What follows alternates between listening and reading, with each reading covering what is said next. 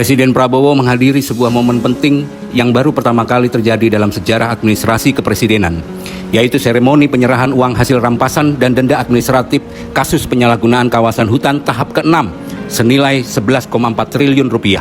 Tentu saja, ini bukan kehadirannya yang pertama dan akan terus berlanjut. Presiden menyampaikan bahwa total uang dari kegiatan Satgas PKH sudah mencapai lebih dari 30 triliun. Kali ini, saya tidak akan membahas detail kinerja Satgas PKH yang begitu rumit dan kompleks.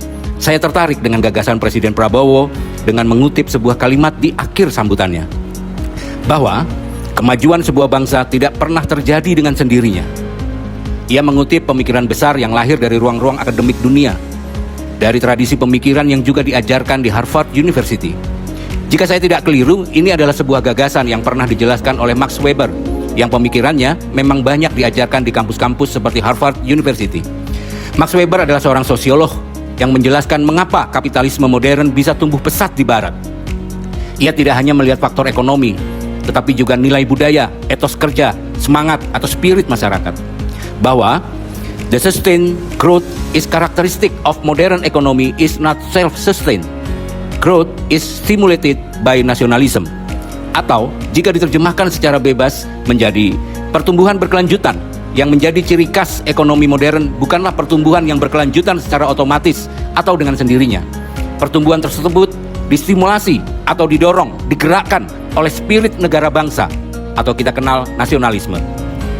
Kutipan tersebut tidak ada di buku-buku Max Weber seperti The Protestant Ethic and the Spirit of Capitalism atau Economy and Society.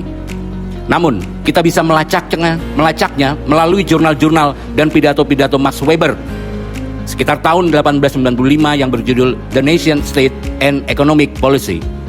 Dalam pidato-pidato dan artikel-artikelnya tersebut, Weber berargumen bahwa pertama, ekonomi modern tidak berkembang dalam ruang hampa, melainkan didukung oleh kerangka negara bangsa.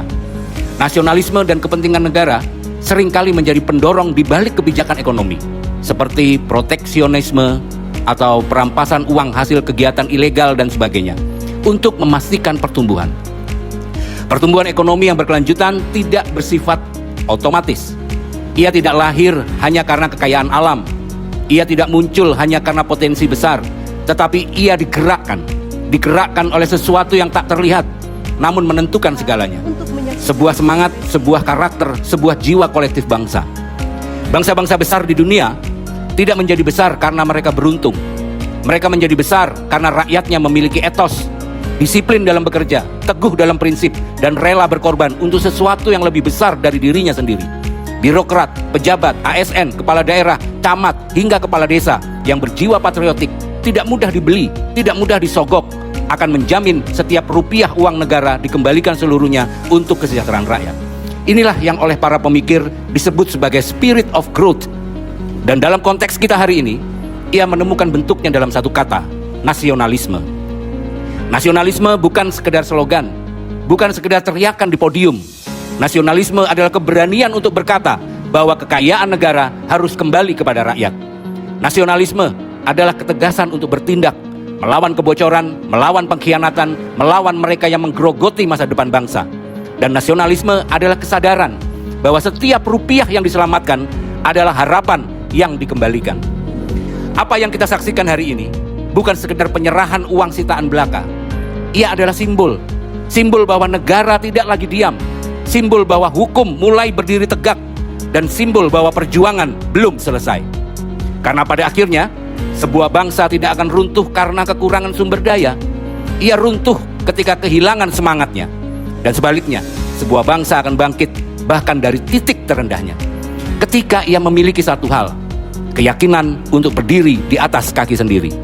Hari ini kita diingatkan kembali bahwa masa depan Indonesia tidak ditentukan oleh apa yang kita miliki, tetapi oleh apa yang berani kita perjuangkan. Dan selama semangat itu masih hidup, selama nasionalisme masih menyala di dada setiap anak bangsa, maka tidak ada kekuatan di dunia ini yang mampu menghentikan langkah Indonesia.